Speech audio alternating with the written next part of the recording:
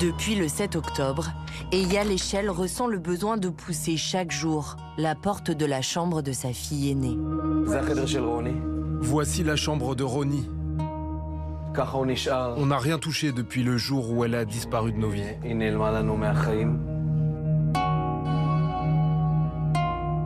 Roni avait 19 ans lorsqu'elle a été tuée à la base militaire de Naraloz. Elle était observatrice dans l'unité de Tsahal, chargée de scruter tous les mouvements à la frontière avec Gaza. Elle y est allée avec l'intention d'être la meilleure. Elle souriait. Ça, c'est la photo de son premier jour à l'armée. Comme toutes les jeunes Israéliennes, elle avait intégré l'armée à la fin de ses études, il y a un peu plus d'1 an.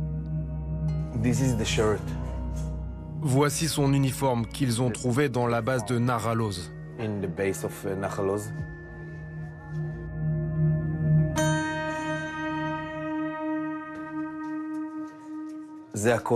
Et ça, c'est la tasse qu'ils ont trouvée dans la base.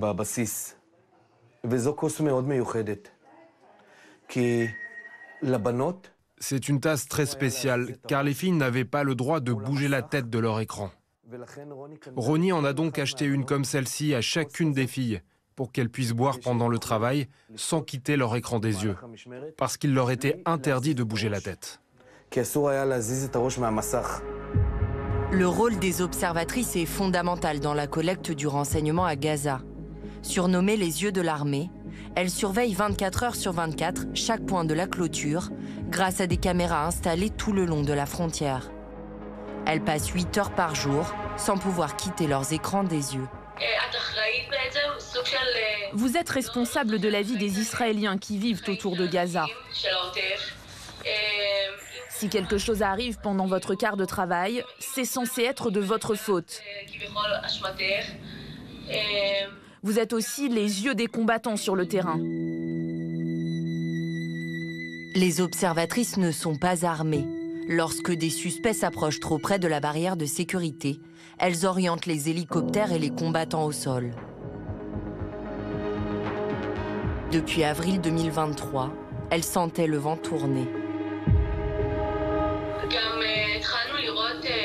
On a commencé à voir des entraînements. Ces derniers temps, leur fréquence a augmenté. Et il y avait 50 personnes, voire plus. C'est quelque chose qui aurait dû alerter. Dernièrement, au lieu de 2 voitures, c'était 10 camionnettes, plusieurs fois par jour. Ils s'arrêtaient à chaque endroit, regardaient nos caméras, inspectaient la clôture, ses portes.